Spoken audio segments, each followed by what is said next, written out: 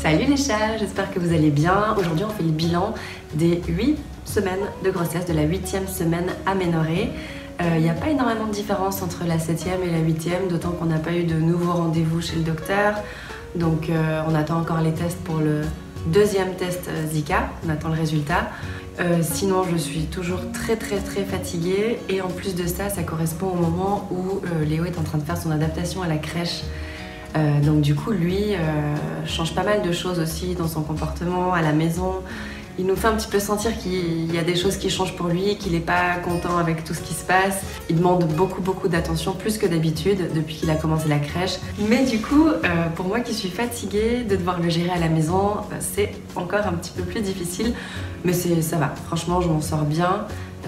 J'arrive à m'aménager des siestes presque tous les jours, j'ai envie de dire. En général, je rentre du travail, j'ai le temps de manger un truc, je me pose un quart d'heure et puis après il faut que j'aille le chercher à la crèche. Mais c'est déjà ça, un quart d'heure c'est mieux que rien. C'est de plus en plus frustrant de ne pas pouvoir le dire en fait. Surtout au boulot, de ne pas pouvoir le dire aux collègues, de ne pas pouvoir partager ça avec tout le monde parce que des fois ça me fait avoir des comportements qui sont pas... qui reflètent pas de ma personnalité habituelle ou plus ronchonchon, je sais pas, bon peut-être c'est les hormones, hein, ça. Mais voilà, je sais que certaines fois ça pourrait expliquer certains de mes comportements ou pourquoi je suis très fatiguée. On me dit régulièrement au travail en ce moment, mais t'es fatiguée, tu dors pas, qu'est-ce qui se passe, Léo dort plus la nuit et tout. Puis je suis là, non, c'est pas ça en fait. Surtout avec mes collègues proches, ceux avec qui j'anime l'émission tous les matins, parce que on vit ensemble pendant 4 heures dans un studio, enfermés les 4 ensemble et on se connaît quand même, on a l'habitude de se côtoyer, on sait comment les uns et les autres réagissent. Donc ils doivent se dire que je suis un peu chelou en ce moment, ou je sais pas. J'essaie de faire très attention que ça ne se voit pas, j'essaie de faire attention à ne pas avoir un comportement trop différent. Et puis, mais il y a des matins où j'ai vraiment trop la nausée par exemple, et genre dès que mon collègue va se faire un café, ça me dégoûte tellement, enfin cette odeur me dégoûte tellement que ça m'énerve. J'ai envie de lui dire mais arrête de te faire des cafés. Et à chaque fois je lui dis mais encore un café? Il fait quoi, qu'est-ce qu'il y a, tu comptes mes cafés maintenant? Alors, ça fait un petit peu la vieille aigrie quoi. Si seulement il pouvait savoir, il comprendrait. Peut-être même qu'il arrêterait d'en boire autant, je sais pas.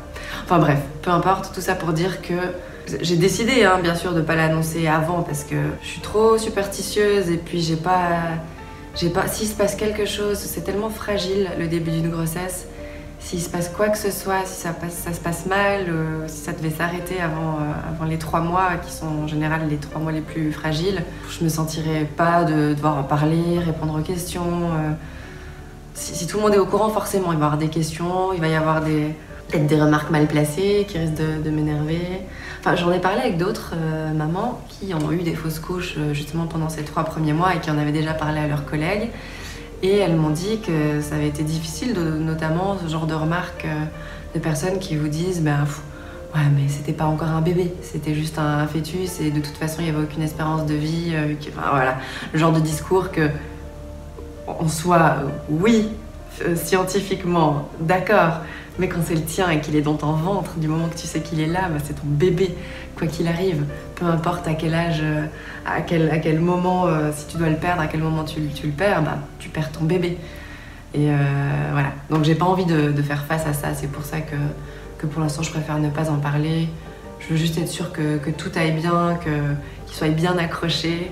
Et là, je me réjouirais vraiment de leur dire. Et du coup, on pourra revenir sur plein d'épisodes de ce qui s'est passé, notamment le souper de boîte où je crois que tout le monde pense que j'ai dû boire quelques verres.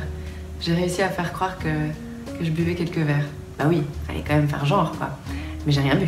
Du tout. Alors pour moi, ça c'est un truc primordial. La première grossesse, c'était la même chose. Du moment que j'ai su que j'étais enceinte, plus une seule goutte d'alcool du tout. C'est poison. Enfin, c'est mon avis. Après, chacun fait ce qu'il veut. Je sais qu'il y en a qui disent qu'un petit verre, c'est pas grave. Pour moi, c'est poison. Voilà. Mais c'est personnel. Quand je suis enceinte, je ne bois pas une goutte. C'est terminé. Donc voilà, un souper de boîte sans boire une goutte, les gens peuvent trouver ça un petit peu louche. Mais ça va, je crois que j'ai réussi à... Et puis sinon, tout va bien. Tout va bien, j'ai toujours des nausées un petit peu le matin. J'ai fait comme je vous avais dit, tous les matins, maintenant je me fais un citron pressé. Alors j'ai l'impression que ça améliore un petit peu. Mais là, une semaine d'essai, j'ai eu quand même un matin où les nausées étaient très très fortes. Sinon, le reste de la semaine, ça a été. Avec le citron pressé, ça a été. J'ai pas mis de gingembre, j'en avais pas, donc du coup j'en ai pas mis. Mais rien que le citron dans une eau bouillante, c'était déjà pas mal du tout. Voilà, voilà. Donc prochain rendez-vous pour moi. Alors la semaine prochaine, je vais normalement avoir les résultats du deuxième test Zika. Et puis dans 2 semaines déjà, j'ai le rendez-vous des 12 semaines. Ça va vite, ça va vite, ça va vite. Mon Dieu, mon Dieu. Et donc dans 3 semaines, j'aurai la première grosse écho avec la clarté nucale et tout et tout. Voilà, bon, on se réjouit de la suite et je continue à vous donner des nouvelles chaque semaine. Je vous fais des gros bisous. Ciao!